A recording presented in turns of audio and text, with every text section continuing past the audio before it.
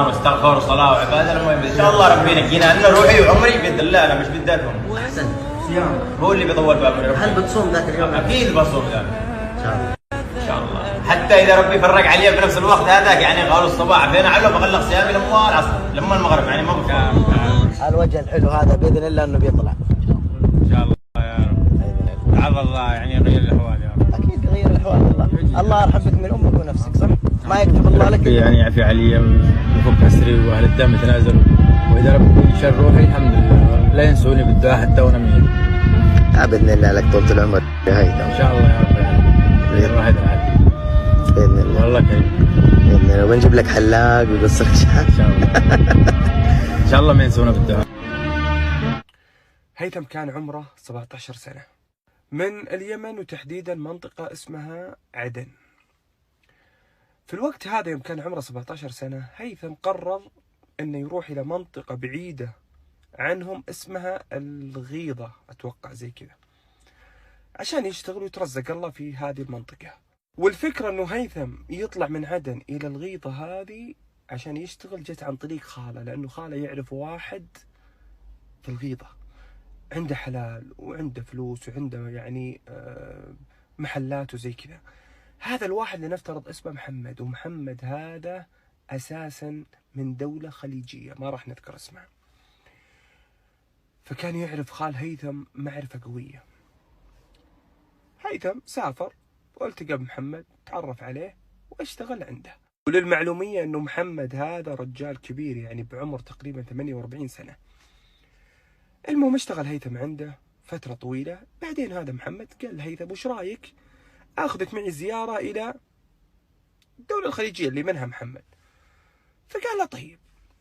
سافروا. اول ما وصل هيثم مع محمد الى الدولة الخليجية هذه تعب هيثم من قوة التعب، جته حرارة وزي كذا، فوداه المستشفى. يوم وداه المستشفى طبعا اعطوه ادوية وزي كذا، فطلع يقول هيثم أنا من يوم طلعت من المستشفى إلين وصلت الشقة أنا ما حسيت بنفسي أبدا، ولا أدري وش اللي صار أصلا من قوة التعب. فقام وقتها هيثم وجلس فترة بسيطة بس، ورجع إلى اليمن وتحديدا الغيضة، رجع لشغله وزي كذا، كمل فترة طويلة. هنا جاء هيثم وكلم هذا محمد وقال له معليش أنا ودي أروح صراحة إلى عدن وأبغى أخذ منك فلوس، لأن ودي أتزوج، فودي إني أتسلف منك فلوس وزي كذا سلف، وبكون أسددها لك يعني كل فترة. محمد وافق، قال بالعكس أبشر ولا يهمك. أعطاه فلوس، سافر هيثم، تزوج، انبسط. فجاء الوقت اللي هيثم بيرجع الشغله في الغيضة، فكلم محمد وقال له وش رايك أبي أجيب زوجتي معي وزي كذا. قال له محمد أبد ولا يهمك، أنا باخذ شقة، الشقة هذه فيها 3 غرف، غرفة لك أنت وزوجتك يا هيثم، وغرفة لأختك أنت يا هيثم، وغرفة لي أنا. انصدم هيثم، قال له وش ذا الكلام؟ ايش دخل أختي في الموضوع؟ بعدين أنت كيف تكون معنا في نفس الشقة وكذا؟ قال لا تفهمني غلط، لأني أنا أبي أتزوج أختك يا هيثم على سنة الله ورسوله. فهيثم قال له والله شوف أنت ونعم فيك، أنا ما عندي مشكلة، بس أنا ماني ولي أمره، فدامك أنت تعرف خالي خلاص كلم خالي وخله يكلمهم رأسا، يعني يكلم أهلي. وبالفعل محمد كلم خال هيثم، وخاله بالعكس وافق لأنه كلم أهلها، والبنت حتى أخت هيثم وافقت. الكل وافق، بس باقي شيء واحد، أنه الزواج يكون موثق من وزارة الخارجية في دولة محمد، الدولة الخليجية. هنا محمد رفض، قال أنا ما أقدر، وأصلا دولتي ما تسمح إني آخذ واحدة وما هي من برا، يعني لأن شغلي ومدري إيش وزي كذا. فقام يعني يلف ويدور في الموضوع. هنا رفضوا أهل هيثم يوم شاف الوضع زي كذا. عصب محمد، بعد فترة دق على هيثم قال له اسمع من الآخر، أنا بيك تجيب لي أختك للغيضة. فقال هيثم أنت مجنون، أجيبها لك ليش؟ وش الكلام هذا؟ استح على وجهك. فهنا قال له محمد اسمع، يا تجيب لي أختك يا بفضحك. قال هيثم تفضحني في إيش؟ والفضيحة اللي يقصدها محمد تذكرون يوم سافر هيثم ومحمد إلى الدولة الخليجية، وأول ما وصل تعب وراح المستشفى، ويوم طلع من المستشفى وهو تعبان هيثم يقول ما حسيت بنفسي.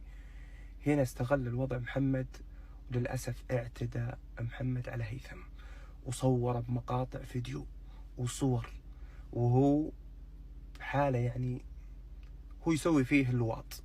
فهنا بدأ محمد يبتز هيثم بهذه المقاطع. هيثم طبعا شخصية والله معطيه جمال فكان وقتها عمر هيثم 19 سنة. هيثم طبعا مبتز الحين، وش اسوي؟ يبتزني بالصور وزي كذا، وفي نفس الوقت يبي اختي فطبعا خلاص وقتها ما عرف ايش يسوي، يعني اروح اعلم ابوي، اروح اعلم مين بالضبط. فراح علم اخوه اللي اكبر منه، راح عنده وقال له الموضوع كذا كذا كذا كذا كذا، هذه السالفة كلها. قال له اخوه، قال اسمع، رد عليه وقل له خلاص تم، انا بجيب لك اختي. في يوم قال له هيثم خلاص بجيب لك اختي وزي كذا، قال له محمد خلاص، واتفقوا في فندق على اساس انه يجيب اخته له. طلعوا الاثنين هذولي، انتظروا محمد لين جاء بسيارته، ركبوا الاثنين. استغرب محمد انه هيثم جايب اخوه، يعني سأله قال ليش جايب اخوه؟ قال لا بس بننزله قدام ونروح انا وياك. قال طيب. المهم مشوا كذا، اخو هيثم ورا وهيثم راكب جنب محمد. يوم مشوا قدام كذا ويطلع اخو هيثم سكينة، فأول ما طلع السكين هذا ويطعن محمد أكثر من طعنه. قال هذه جزات اللي يمشي ورا أعراض الناس. المهم يوم شافوا الموضوع كذا، مع أنه كان الاتفاق بين هيثم وبين أخوه أنه بس يضربوه، يعني ما يوصلون المرحلة دي، لكن الموضوع وصل للشرف وعصب أخو هيثم زي كذا. المهم يوم طعنوه كذا خافوا، نزلوا من السيارة. هيثم أخذ الجوالات حق محمد شالها كلها لأنه فيها المقاطع والأشياء اللي قاعد يبتزها فيها، راح كسر الجوالات هذه اللي كان فيها دليل ممكن ينفع هيثم. كسر الجوالات هذه وراح رماها في البحر. وأخو هيثم هرب وراح مع تنظيم القاعدة في اليمن. بعدها طبعا يوم وصل الموضوع الشرطة المحكمة وزي كذا، السالفة كلها انقلبت على هيثم، لأنه أخوه انحاش وما في دليل. الدليل اللي كان موجود في الجوالات، يعني لو هيثم يقول لا هذا هددني أو هذا يبغى أختي أو شيء، وين دليلك؟ دليل في الجوالات، هو كسرها هيثم ورماها في البحر، يعني حتى الدليل راح. فالآن حكم بالإعدام على هيثم، وراح ينفذ حكم الإعدام يوم الاثنين، يعني بعد بكرة. اليوم السبت، الأحد والاثنين. للأسف أنه أهل محمد استلموا يعني الصك اللي هو القصاص وزي كذا، وأنه رفضوا أنهم يسامحون أبدا، فمصرين على تنفيذ القصاص، وراح يتم يوم الاثنين. فهيثم انحرم من زوجته، من أمه، من أهله، حتى عنده بنت صغيرة انحرم منها وهو بسن أو بعمر 19 سنة. والموضوع كان كله بسبة الشيطان واستعجالهم في القرار اللي سووه. أخو هيثم انحاش وراح مع تنظيم القاعدة، ما عاد له أي وجود، والقضية كلها أكلها هذا المسكين هيثم اللي ما له ذنب في كل شيء، لكن قدر الله وما شاء فعل. طبعا في مقاطع قطعت قلبي صراحة، اللي هو مقاطع لهيثم وهو في السجن، يوم يرسل الرسائل الأخيرة لأمه الصوتية ويطلب السماح من أمه، وأمه تبكي. والمصيبة الأكبر بنته الصغيرة اللي ما تدري أبوها وش مصيره، حتى زوجته إلى اليوم ما تدري إنه زوجها يعني بيقصونه بعد كم يوم.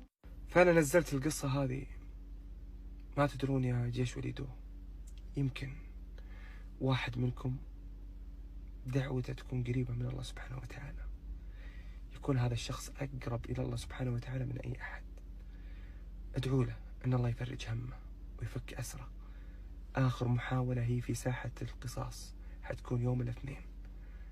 ادعوا له تكفون، ادعوا له أن الله يفرج همه ويفك أسره، وأنه أولياء الدم يتنازلون عن الشيء هذا. الرواية هذه على كلام هيثم، طبعا رواية منقولة وصلها لي واحد من المقربين حول الموضوع هذا، أنا ما ايش أقول، لكن تكفون ادعوا له، ادعوا له في كل وقت. الله يفرج همه والله يفك أسره، وحسبي